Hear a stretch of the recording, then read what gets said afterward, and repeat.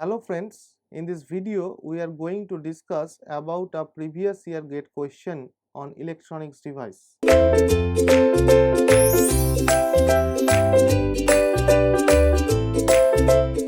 According to the given numerical, it is written that the VBI is a built-in potential and VRB is the applied reverse bias. That means it is a PN junction diode problem, and it is written that the junction capacitance is represented by the term C suffix j, and the Cj value is 1 picofarad for VBI plus VRB equals to 1 volt. That means this is the built-in potential and this is the reverse bias. And for VBI plus VRB equals to 4 volt, what will be the value of the Cj? That means we have to find the junction capacitance at a particular voltage.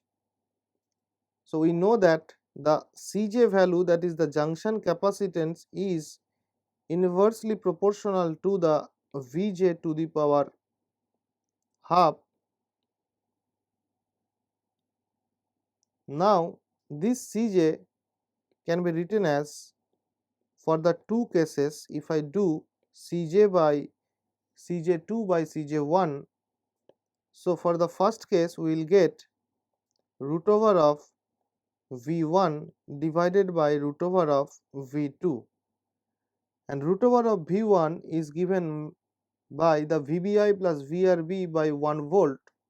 So I can put here 1 volt, and the VBI plus VRB for the second case is given by the 4 volt.